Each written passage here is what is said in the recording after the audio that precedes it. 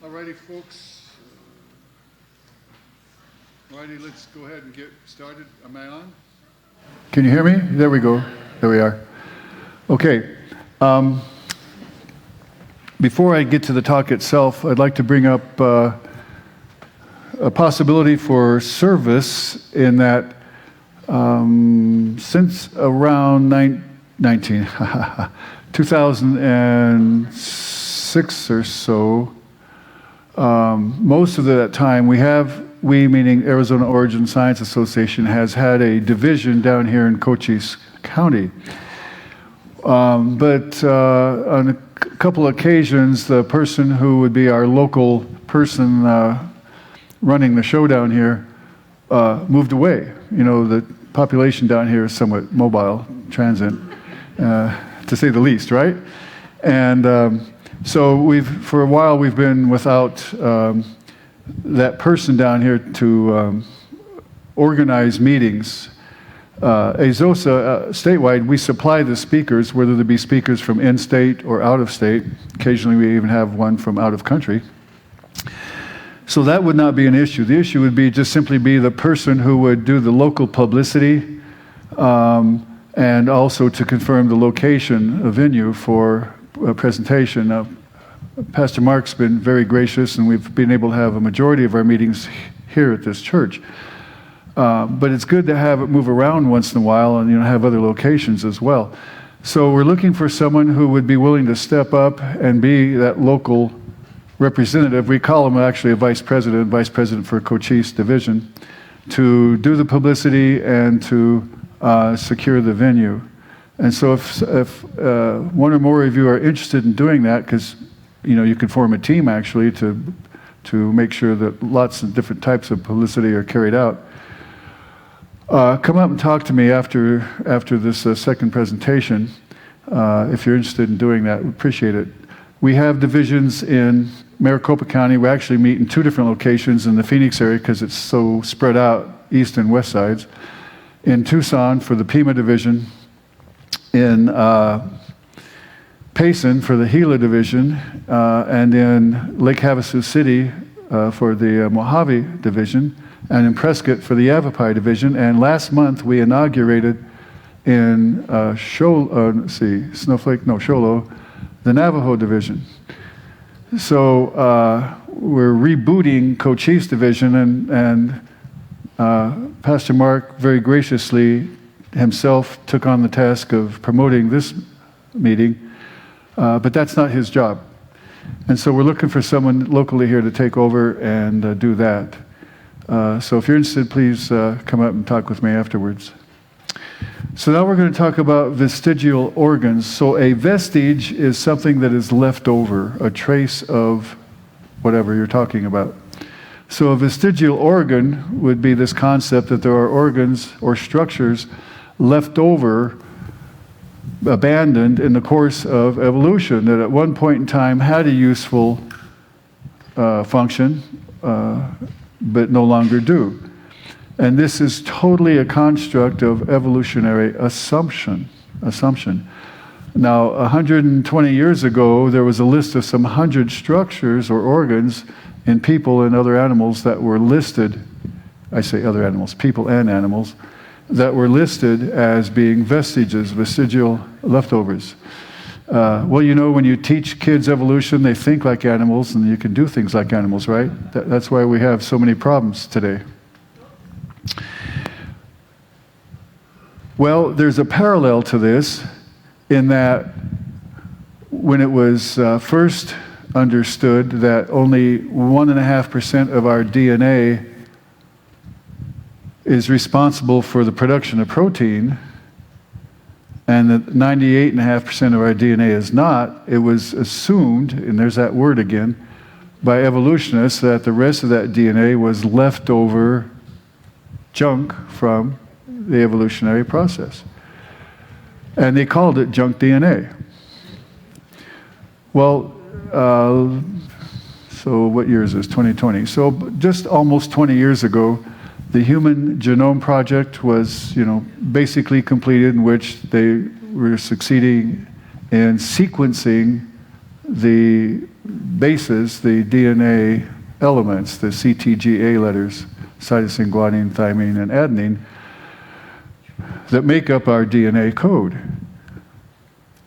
And so then the subsequent project to that, called ENCODE, E-N-C-O-D-E, E and C for encyclopedia, O for of, D for DNA, and E for elements, ENCODE, Encyclopedia of DNA Elements. So the job of that project, which is greatly accomplished, I think they're still doing some work on it, has established that at least 80% of DNA's function is now understood, meaning 80% of the DNA, on top of that 1.5% that codes for protein production. So the concept of junk DNA has died, gone by the wayside, and it deserves to die. Well, that's parallel to this business of this supposed collection of leftover things in our bodies from evolution. So that's what we're going to talk about today. So understand that all of this is total assumption based on an erroneous foundation.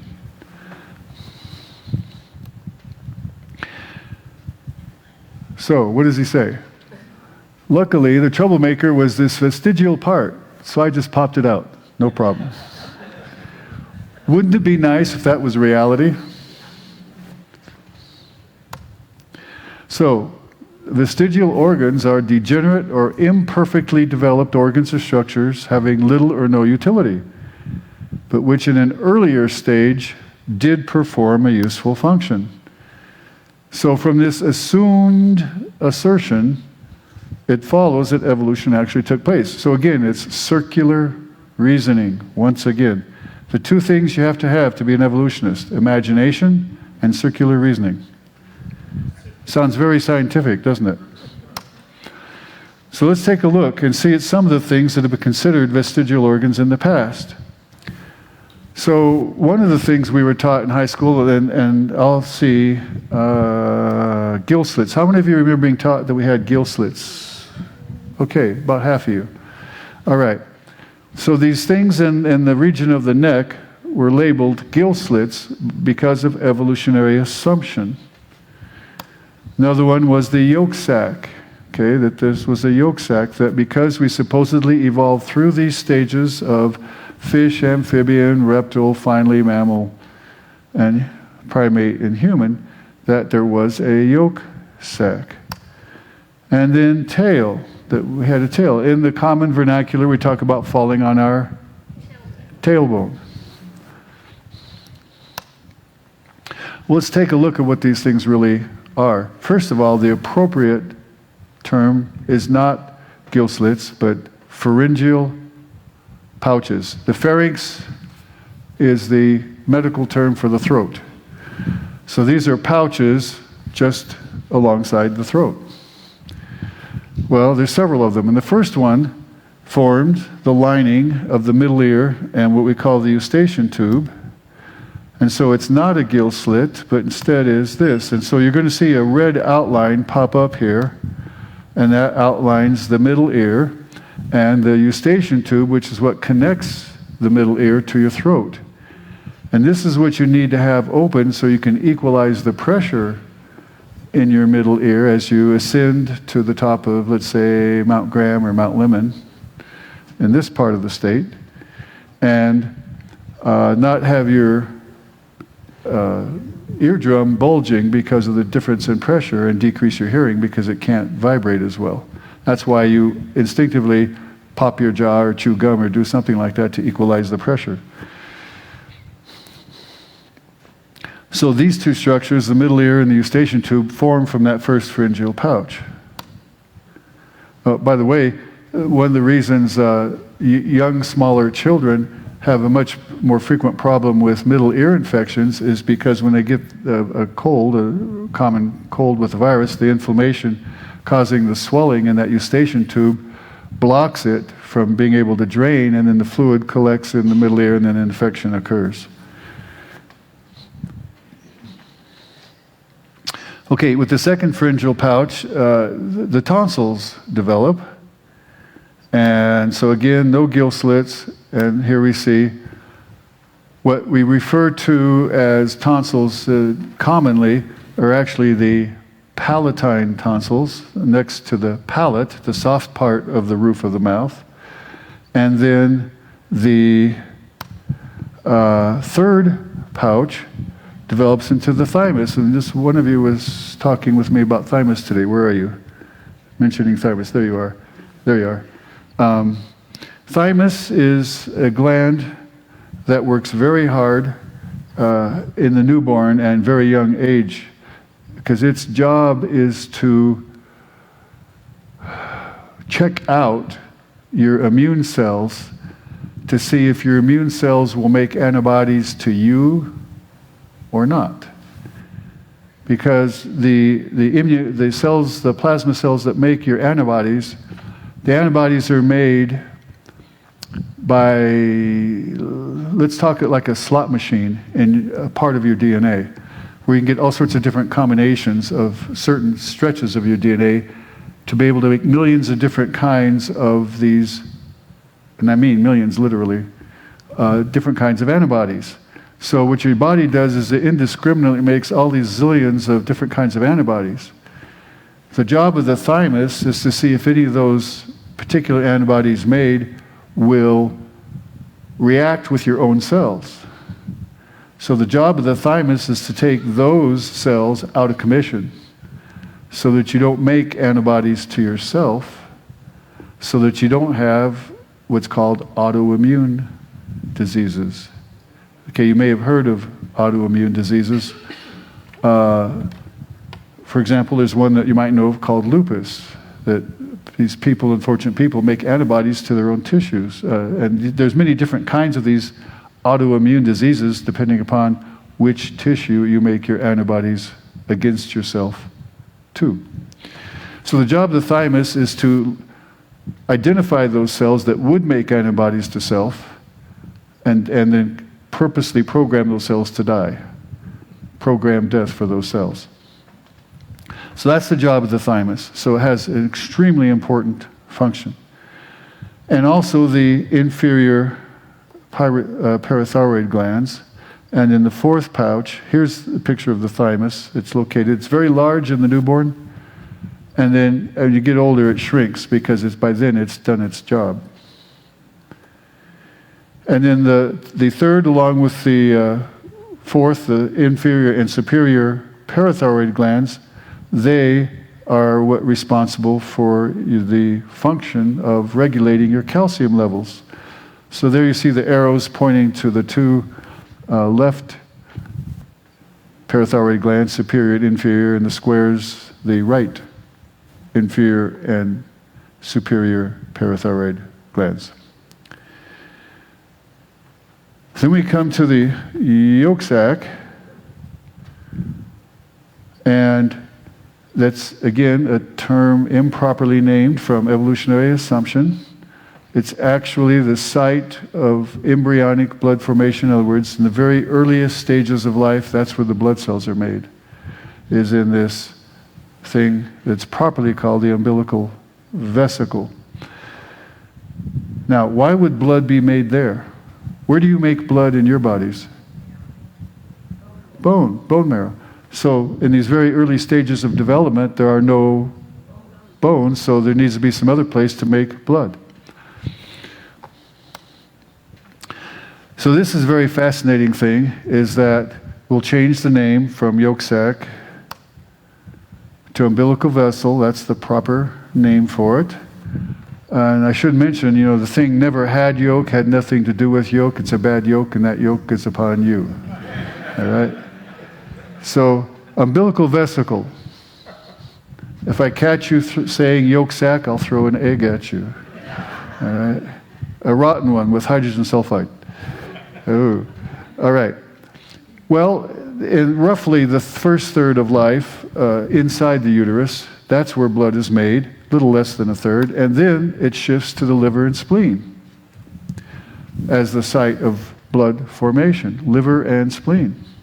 in the right upper and left upper quadrants of your abdomen.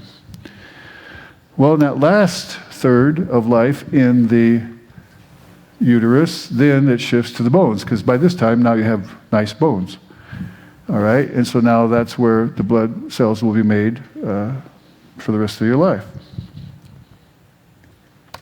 Well, this umbilical vesicle also not only does that, it also gives rise to cells that migrate and form part of the intestines, some of the major blood vessels in the abdomen, as well as the cells for the organs for reproduction. So this is a very critical structure. This is not a leftover. None of these things are leftovers. Very important. And so here is a photo of an embryo. The red circle, it's kind of indistinct, but I think you can pick out there's an arch at the top of that red circle. That's the head and back. And the blue circle is where the umbilical vesicle is located. Well, here, referring to the infamous tailbone, well, it never was a tail, ever. It's just that the neurological tissue, the spinal cord and the surrounding structures grow faster earlier than the surrounding structures, and so they protrude out something like a tail, but then the growth of the other tissues catches up and there's no tail.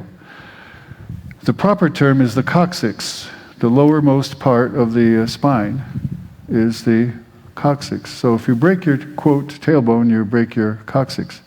Now, is it a leftover?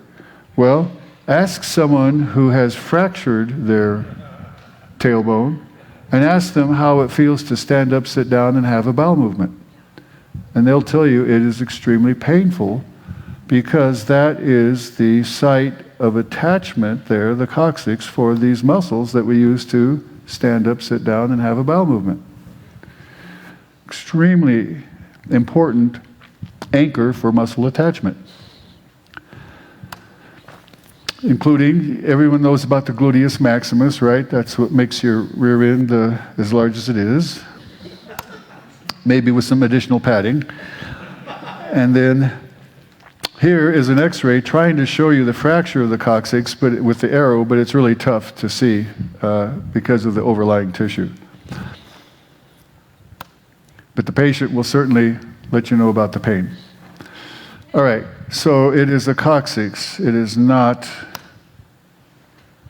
a leftover. So all these things are misnamed and have been misrepresented to us. Now there's a phrase called ontogeny recapitulates phylogeny. This was coined by Ernst Haeckel, MD, PhD, in Germany, the priest of evolution on the continent, starting in 1860 onward for the next several decades. And what this phrase in 3 words encapsulates is ontogeny means the development of the individual fetus. The development of the individual fetus. Recapitulates means retraces the course of. Phylogeny means the evolutionary development of the species. The evolutionary development of the species, the phylum. So ontogeny recapitulates phylogeny means that the development of the individual fetus retraces the course of the evolutionary development of the species. It's that whole long sentence in 3 words. Well, this is one of his constructs, and it's a false construct because it never happened.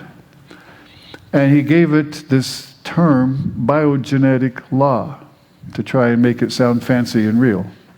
Biogenetic law. Again, never happened. Well, Haeckel so much wanted to be able to produce evidence to convince people evolution happened that he took these drawings, actually he took some of the drawings, stole them from his colleagues at the University of Jena in Germany, altered them, and produced this series supposedly showing this course of ontogeny recapitulating phylogeny. So he represented this going from fish through salamander, turtle, chicken, rabbit type stages to human. Okay? This still exists in some textbooks, even though we have had these photos in the underlying row for 70 years, showing that indeed his drawings have nothing to do with reality. And his drawings were used in the Supreme Court Roe versus Wade, when it was already well known not to be true. So you don't want to let facts get in the way of your propaganda.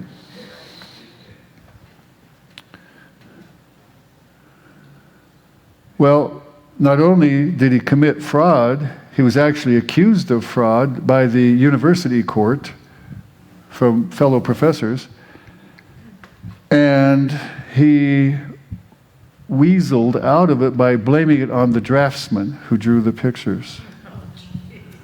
But he didn't bother to tell them he was the draftsman. Okay? Real upright character, right? Okay. All right. So here we have that palatine tonsil again. So these tonsils are supposed to be leftovers. And in past decades, someone got a really bad sore throat, the tonsils would really swell up, and the surgeon say, oh, let's yank these out. These are evolutionary leftovers. Well, not true. The reason the tonsils swell up is because they're reacting to the infection, and their job is to do that and to stimulate the rest of the immune system to make antibodies to fight the infection. So they should not be just yanked out willy-nilly, because of the importance in the immune system of producing antibodies, stimulating the production of antibodies. Now you can understand if someone has horrendous swelling and pain, multiple episodes, okay, maybe. But there is a correlation with these things being taken out and later on in life, having higher risks of certain types of cancer because the immune surveillance is not there. Well, adenoids are the other types of tonsils. Those are palatine tonsils, so these are the adenoids, as we call them. So they're the pharyngeal tonsils. Same thing. They have the same type of tissue, and their job is, again, to stimulate the immune system to make antibodies to fight the infections that you're exposed to through the air. And Hodgkin's disease is one of those types of cancerous type problems that happen when people who've had their tonsils taken out at younger ages. Okay, so now we turn our attention to the appendix. It's like the appendix in a book. It's at the tail end, right? Okay. Well, it's at the end of the ascending colon, the large bowel, the part that goes upward. And it has a very important job. Now, it's normally located as it's shown there, and this shows you the various places where it can be located. Now you say, wow, I never knew it could be in all these different places. Well, it can happen that way because of what's called bad rotation, malrotation of the gut. Because in the process of developing, the gut actually does some rotating inside your body slowly as it develops. And so sometimes the rotation is not properly completed, and so that's how the appendix can end up in these various positions, even on the complete opposite side. So one of the things that we were taught in medical school is always be on the lookout. Always think of appendix on the wrong side. I never found one, but I kept looking. So at the point there where it says McBurney's point, draw a line from the belly button, the umbilicus, to the place where you can feel the front of the hip bone on that side. And about 2/3 the way out on that line, that's where the appendix is supposed to be. Anybody here had their appendix out yet? 1, 2, 3, 4, 5? 5 of you. At what ages? 20. Age 1? 20. 20. 6? About 12? 43. 23. Okay, those of you who had your appendix out after age 8 to 12-ish, no sweat. Those of you who've had your appendix out younger than that age 8 to 12 could have a higher incidence of certain problems later on. Again, because the appendix is part of the immune system, surveilling. Well, one of the pieces of evidence that it has real function is it has a very rich blood supply. So something that's a useless leftover, why would it have a rich blood supply, right? What's the point? Well, it has very important functions. It also is very much involved with antibody production.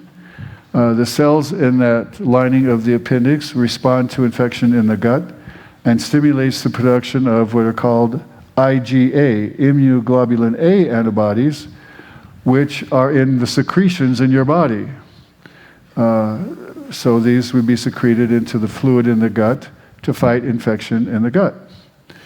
Also, IgA antibodies are in breast milk for the mother to provide for the breastfeeding infant. Well, in addition to that, it also produces IgG and IgM, immunoglobulin G, immunoglobulin M antibodies in the bloodstream, so that if the infection managed to escape the gut and get into the bloodstream, then those antibodies are there to deal with the infection in that location. So this is very important what the appendix does. Also, tissue in the lining is to filter out disease-causing organisms, lining of the appendix. And also, very importantly, it is a reservoir of the beneficial bacteria in our gut. We have tens of thousands of different microorganisms, kinds of microorganisms in our gut and on our skin and in our upper airway, and all doing good things for us. And so if you have a severe case of diarrhea and your gut gets washed out, those beneficial bacteria and other microorganisms need to be replaced. Well, the appendix is that little garage where they're stored, that safe haven, so that they can replenish the populations in the gut. So these are all very important functions of the appendix. And so again, if folks who've had their appendix taken out be in those earlier ages, then they could have a higher incidence of these types of cancer. So maybe it's time to correct the textbooks, says William Parker, PhD, Assistant Professor of Surgical Sciences. Many biology texts today still refer to the appendix as a vestigial organ, and that indeed is sadly true. You know, why don't the evolutionists take these things out of the textbooks? They have nothing else to put in. They take it out, they have nothing. So I mentioned the job that the thymus does in terms of surveilling those immunoglobulin producing cells to make sure you don't have the ones that make antibodies to self. And it's very large in the newborn. So here's an X-ray showing the usual silhouette of the heart, and it's going to move, the arrow's going to move along that curved silhouette. So see there, that curved motion there, emphasizing that's what we usually see in the X-ray of a chest of a newborn, that curved silhouette of the heart. However, X-rays like this, showing this very triangular shape, were showing up from time to time, you know, when X-rays were becoming more commonly done medically in the 1920s and 30s. This would show up from time to time, and thanks to evolutionary thinking, this was assumed to be a bad news thing. And it's called the sail sign, like the sail on a sailing boat, because that triangular shape. So, thanks to evolutionary assumption and thinking, these children were irradiated. Were given radiation to make this thing shrink and go away. Until, by the time of the 40s, they realized, wow, this is happening often enough, this must be a normal variant. So then they quit irradiating these children, and followed the ones that had been up, and of course they had higher incidences of various types of cancer in that part of the body. So this was a severe case of medical malpractice due to evolutionary assumption and thinking. Real and sad. Okay, so here's the mention I said about how it functions and what it does so that you don't have the autoimmune diseases. All right, pineal gland, as in pine cone, the shape of a pine cone, tiny little thing there in the center of the brain, for a long time was not understood what it did. Well, now we know. And it has to do with what we call circadian rhythms, these normal 24-hour rhythms that certain things vary in a regular basis in our body, such as temperature. Our temperature normally varies. It's higher in the afternoon as it shows that little bit of a bump upward there. And it is responsible for these phone calls from moms who are hyper about their kids' temperatures. Oh, my child calls the ER. My child has a temperature of 100.8, and it's 2 p.m. And so you say, okay, Mom, how does the child look? Oh, he's sitting on the floor playing very happily. Child eating, yes. Drinking, yes. Okay, forget it. It's normal temperature variation. Another thing that varies, as you see there, is cortisol. Okay, cortisol is a hormone that helps to regulate your blood sugar levels. How many here have done night shifts? Too many.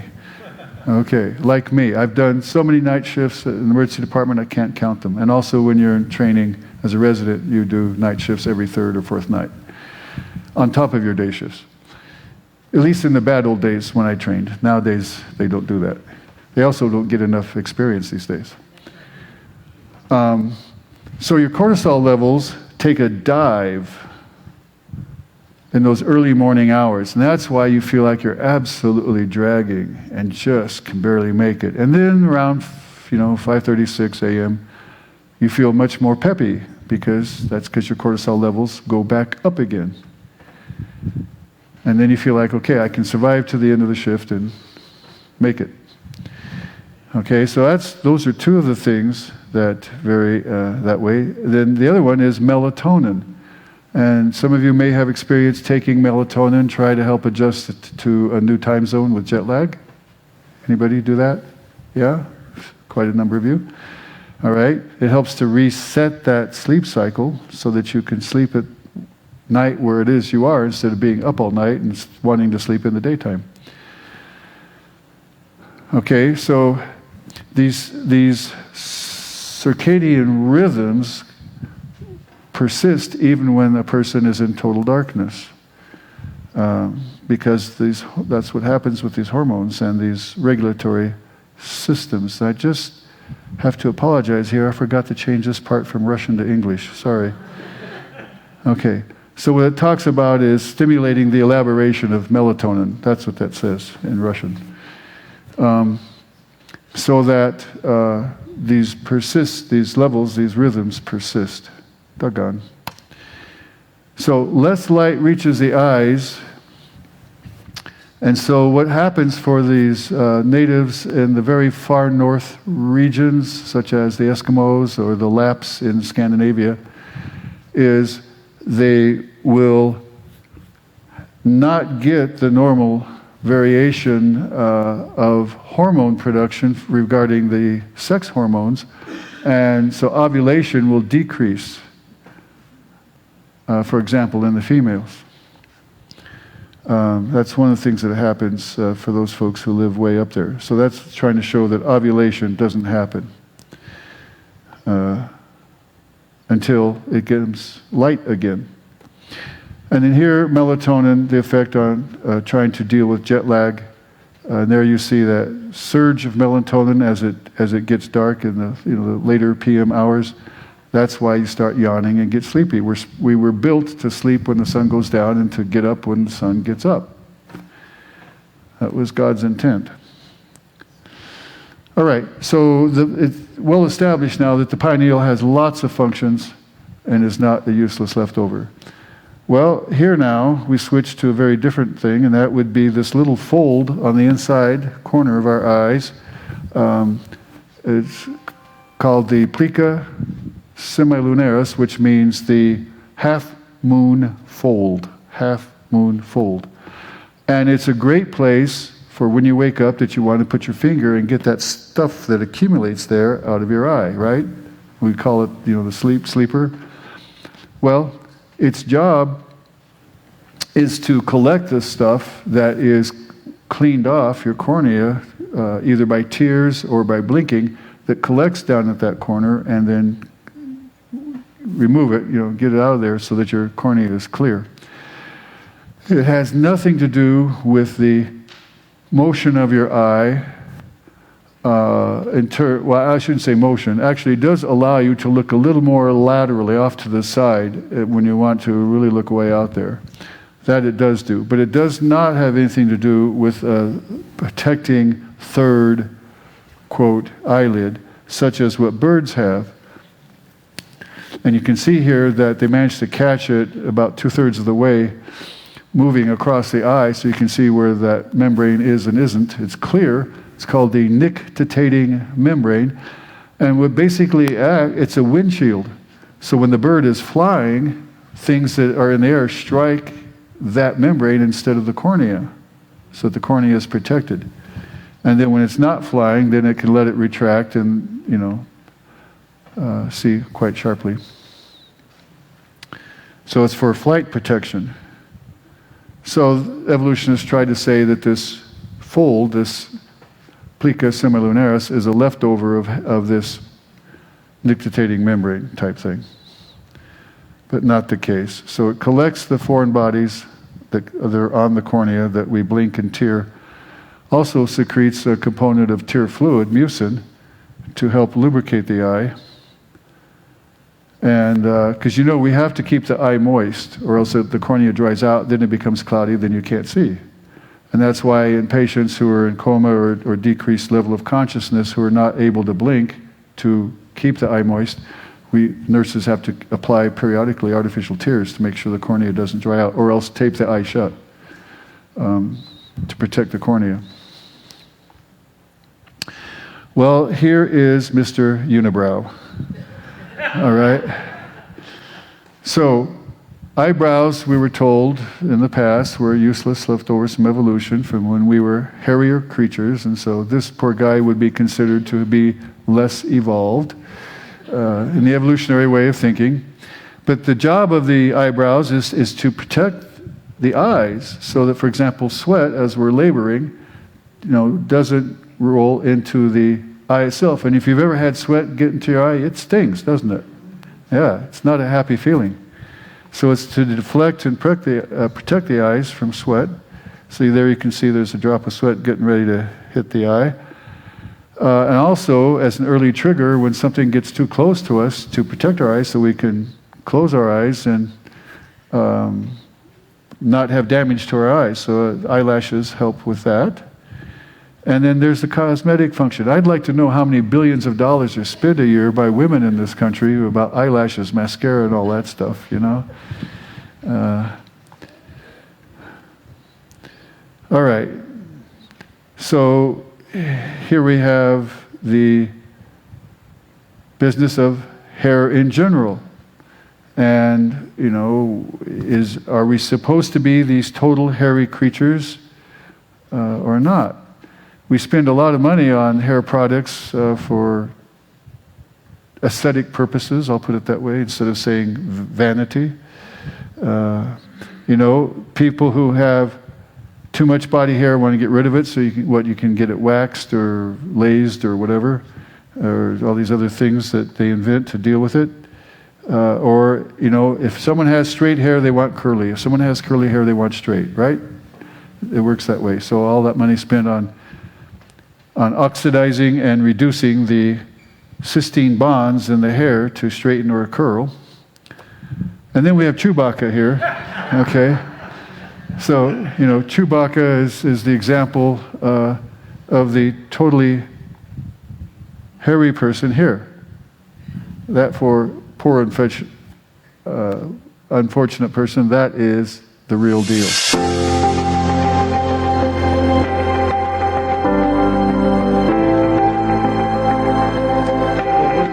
Of it.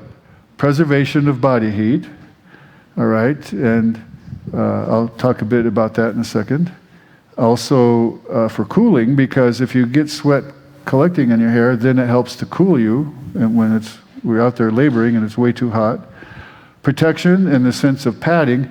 I've had to sew up the scalps of guys who unfortunately were standing under the garage door when the spring broke and it fell down on their head. It happened, I've done that more than once, and there was a big difference between the guy who had hair on his head and the one who did not.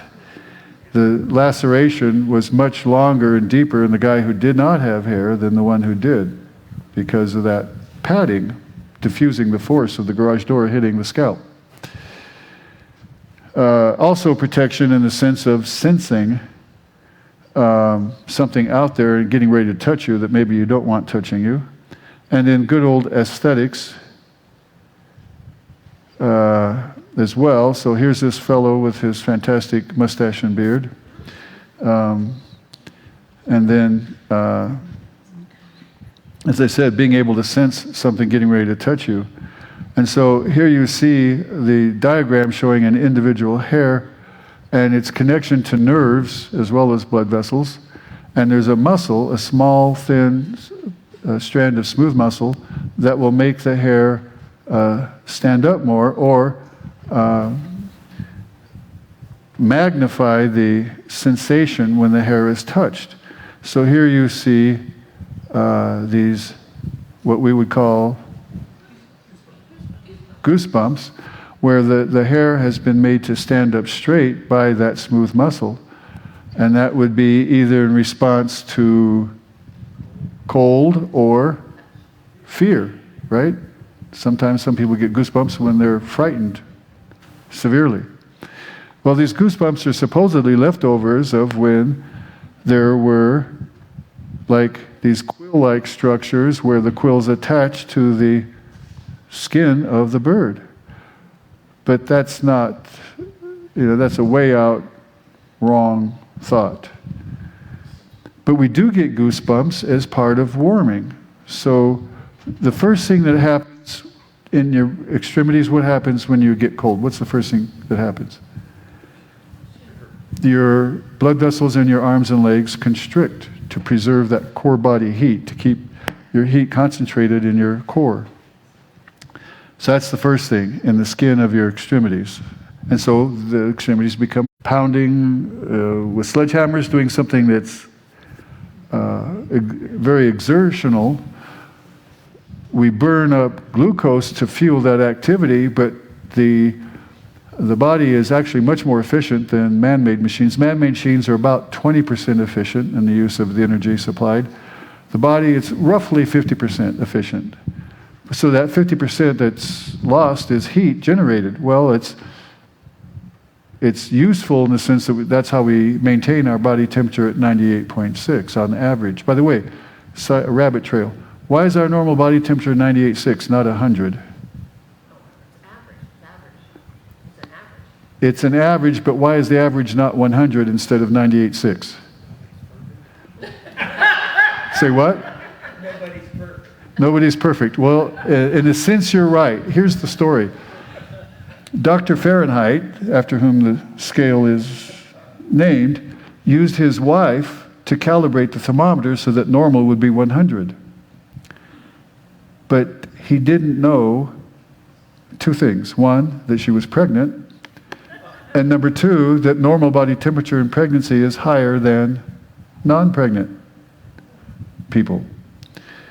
So her temp was 100 because that was normal for her being pregnant. So that's why all of us non-pregnant people, the average normal is 98.6. Okay? True history. So in that shivering, we generate that heat, and that's why we are endotherms, because we generate our heat. We don't have to depend on, like us reptiles do, for solar warming.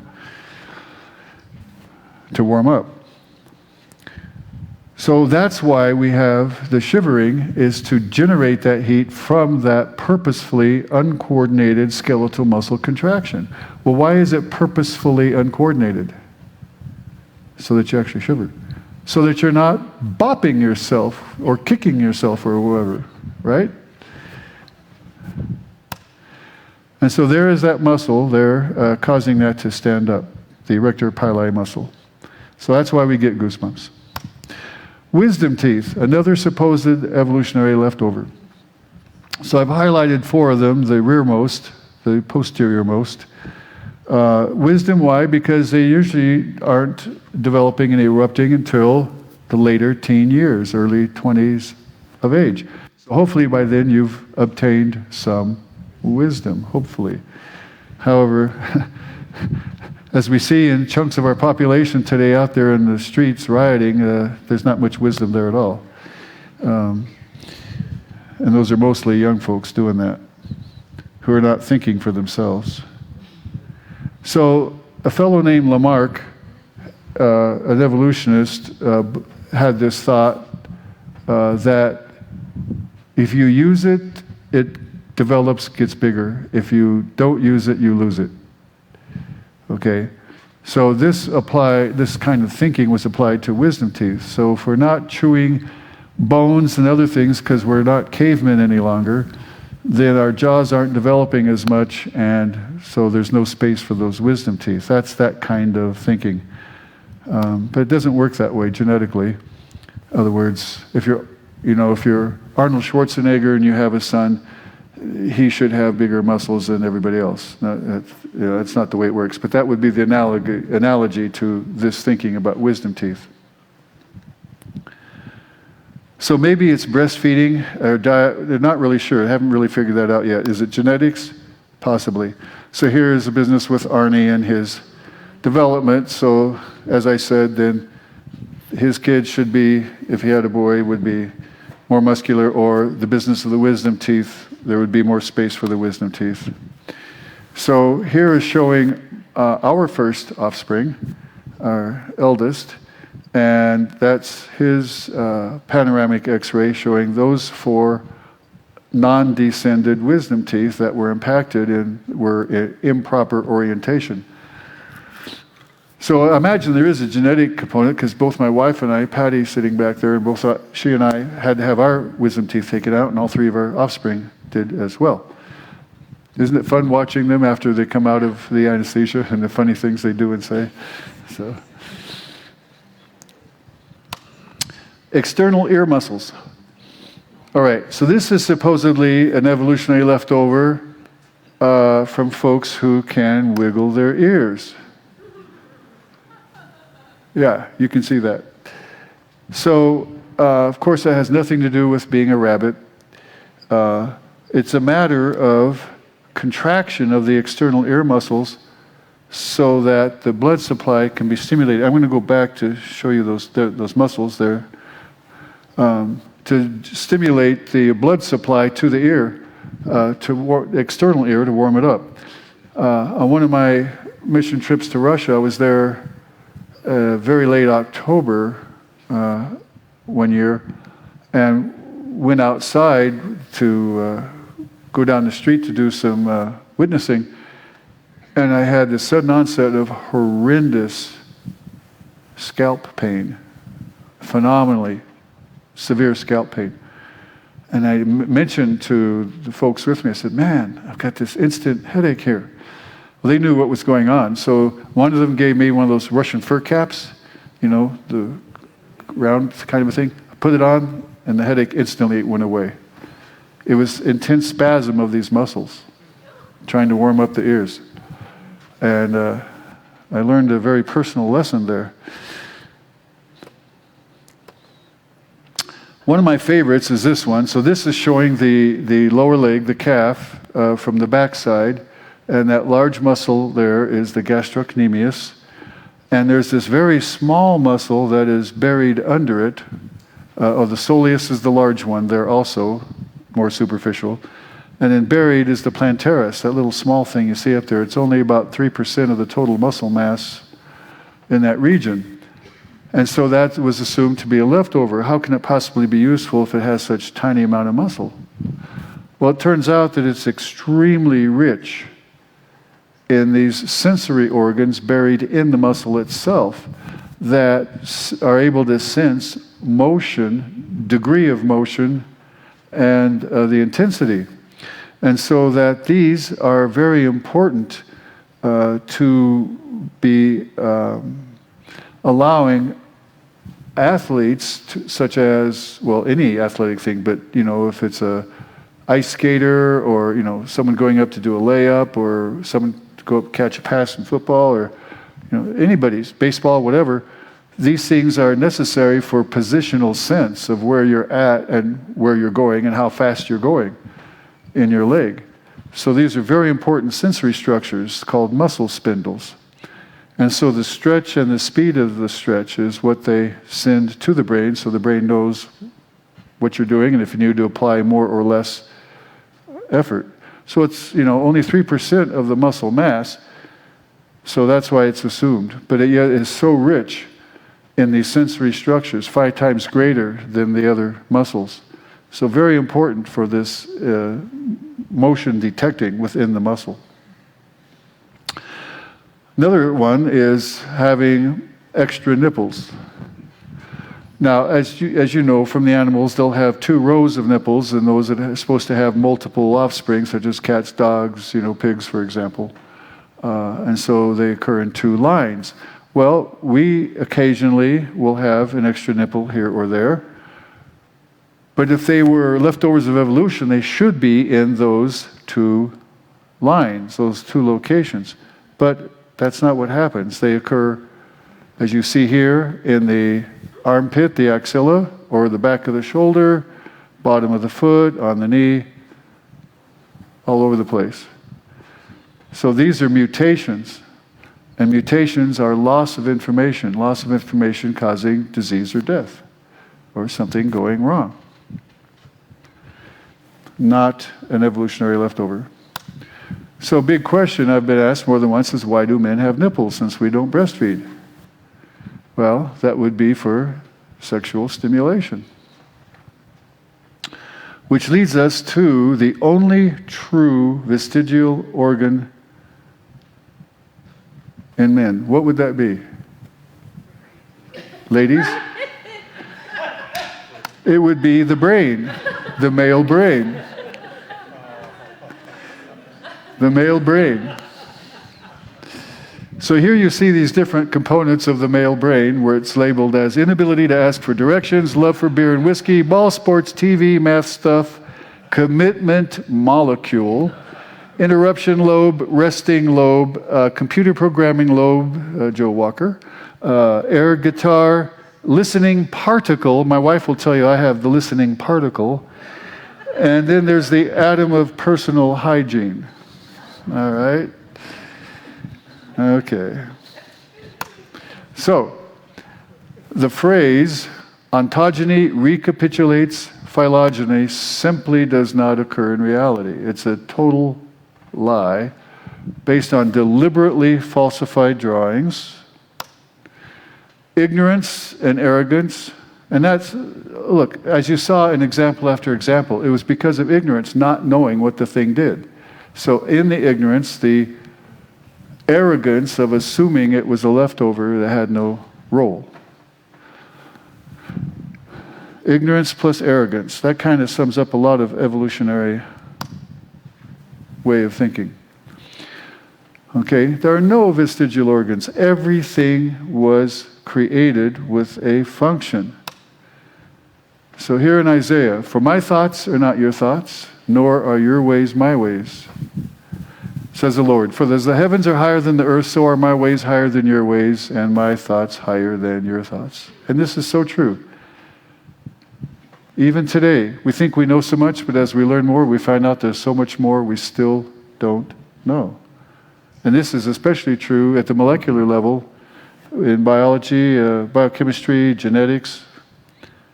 And as I said earlier, I love teaching these courses because every day I'm amazed at how God did it, and I am amazed at how people figure it out. And the Lord God formed man of the dust of the ground and breathed into his nostrils the breath of life, and man became a living being. So this tells us that we came directly from the elements, not from some pre-existing primate or other animal. Also, this is why the ladies are always telling us, the guys, to clean up and take a shower, because we're made from dirt, right? Ladies don't have that problem because they weren't made from the dirt. They were made from tissue taken from the side. Okay, taken from the side to be equal with us, not from the head to be superior or from the foot to be inferior.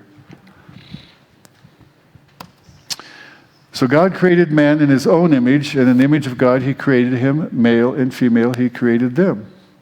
So how are we made in God's image? Well, think about these intangible qualities. The ability to appreciate beauty. You know, gorgeous sunsets we have, or, you know, these gorgeous plants, you know, handsome, beautiful people. The sense of beauty. The sense of loyalty. You know, these are things that, how we are made in his image. The ability to love. And it may also be true that we're made in his image physically, in the sense of, at least Christ anyway.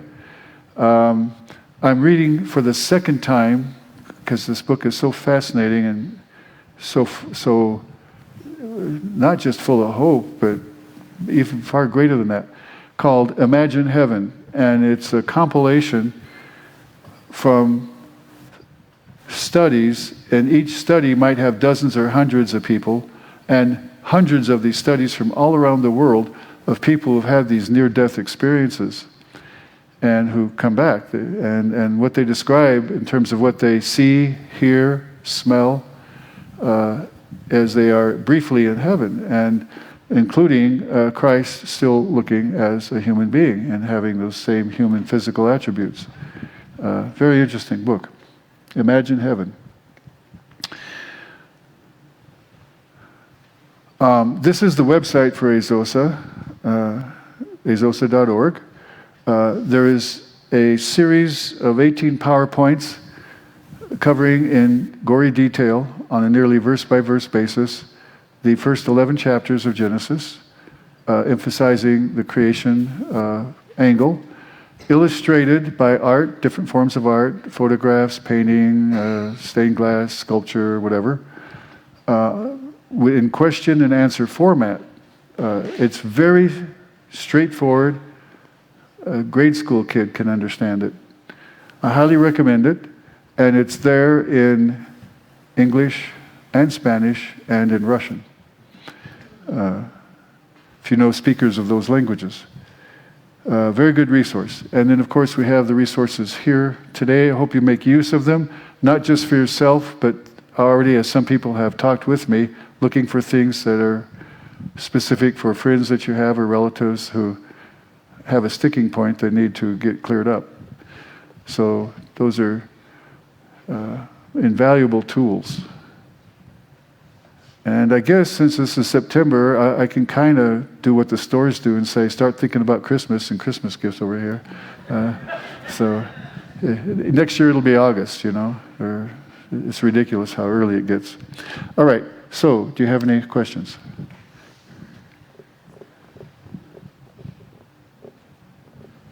Yes, sir. With all the evidence to indicate the validity of God's creation of life and planets, universes, and whatnot, if you were to speak to someone, what would be the single greatest example of God's creation of life as we know it on the earth? In other words, of all the examples, what would be the one that you would maybe kind of pop into your head first of all? Specifically regarding life itself or the existence of everything? Maybe in both areas, life and okay, for the universe. For the existence of everything, I would say start with information. And it's very, very simple. It's so simple, it's funny. Okay, information does not arise by chance. No matter how much time and chance, that does not give rise to information. Information has to come from an intelligence. DNA is the most fantastic information code in the universe. It had to come from an intelligence. Not only do you need the information provider, you need the code, the decoder for the code in which the information comes. We use the Latin alphabet, we call the English alphabet, as one of the codes we use. Okay, we use Morse code, there's all sorts of codes, ASCII, computer codes, there's all sorts of things. There has to be a decoder. In the cell, that decoder is what we call the ribosome, with the messenger RNA transferring the information from the nucleus to the factory, the ribosome. So information, it's that simple. There's a fantastic quote, the SETI, Search for Extraterrestrial Intelligence Project, these series of these huge arrays of radio telescopes in different parts of the world searching for this radio signal to come from ET, extraterrestrial intelligence. And of course, they've picked up zero signal in so many decades, I guess it's maybe 50 years now. And finally, the government and your taxpayer dollars are no longer financing it. Bill Gates and his friends are financing it now. But the point being is, there's a quote from one of the scientists working on this project saying, any day now we'll get a tiny coded signal, and that will mean that there is intelligence out there, because coded information does not arise by chance alone. True quote. See? So they're schizophrenic, because here they are believing in evolution, producing ET, but the information from ET can't be by chance. Yet DNA is total information, intelligence. Okay? How's that? All right. Yes? One of the things I wonder about when I watch nature shows on TV is they'll talk about a particular animal, say a alligator, crocodile, that has not changed for millions of years, because we have these fossils that go back and they're the same, because they reached the peak of their evolutionary development. But yet they didn't change to go on to something else. So how do you argue that with an evolutionist? Like, how come we have all these fossils of animals that are still around today and they stopped evolving? Is there a good answer for that? Just tell them what you just said. Okay. Just point out, there is no evolution in the fossil record. There are no transitional forms in the fossil record. They're all the different kinds, and they're not changed. That's it. Shows that the whole system is flawed. There was Flawed is inadequate.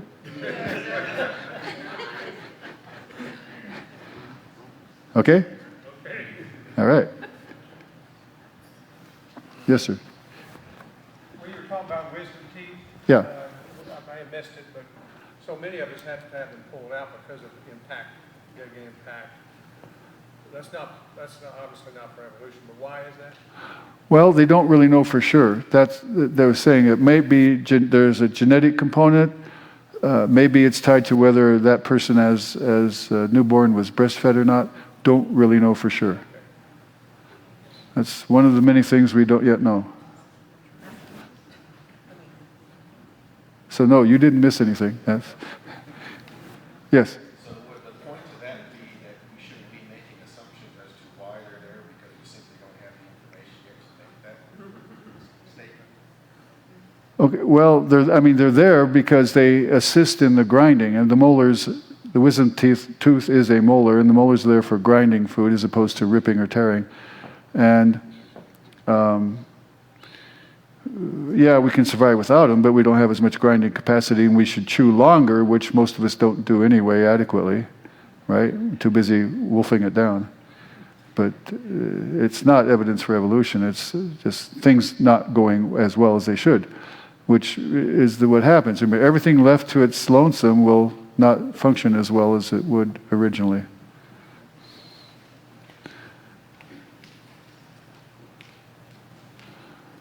Alrighty, well, thank you so much. Check out the resources. I want you guys have to buy everything so we don't take anything home.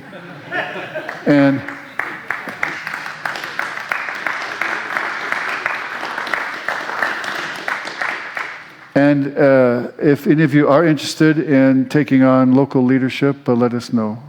Come up and talk to me. Thanks. Thank you. Good questions, guys.